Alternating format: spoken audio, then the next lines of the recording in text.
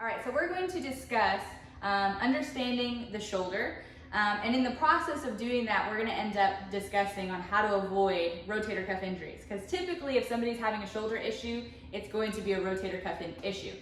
The reason for that is because the rotator cuff is 4 itty bitty little muscles surrounded by these very large muscles and very strong muscles. And so because of that, these guys get underutilized. So let's keep in mind that your shoulder is the most mobile joint in the body.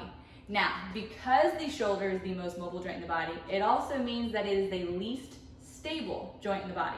So rather than, let's say, your knee, right? So your knee, you have all these ligaments. You got the ACL, PCL, MCL, you have all these ligaments that are supporting this knee joint. When it comes to the shoulder, yes, you have some ligaments, and obviously you have tendons if you have muscles, but primarily this joint is held together by those rotator cuff muscles.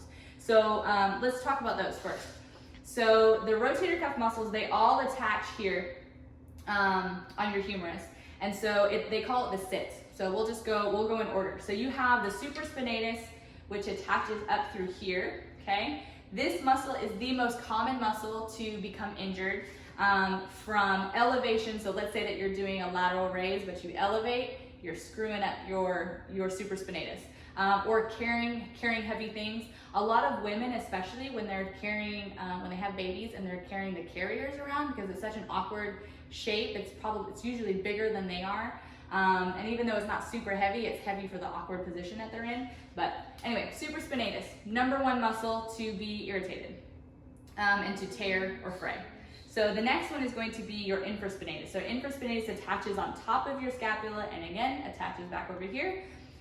Then you have teres minor, which also comes back here. It's a little bit thinner of a muscle, but that's also coming through on the backside. And then you have subscapularis, which actually attaches to the front of your scapula and then comes up and attaches.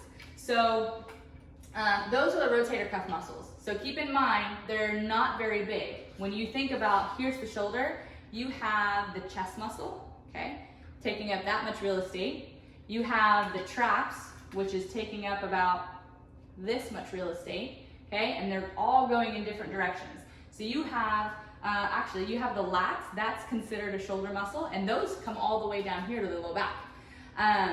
So you have all these muscles that attach here on the shoulder. And so obviously if you have more strength in the chest, so let's say, I'm gonna call out the men, okay, that love doing chest press, do chest press all day long, but then I hand them a little 5-pound weight to do some rotator cuff exercises and they're screaming. That tells you that there's a problem, right? And that tells you that obviously they're going to be susceptible to injury. So it's something we want to pay attention to. I hope that you guys find that helpful and take care.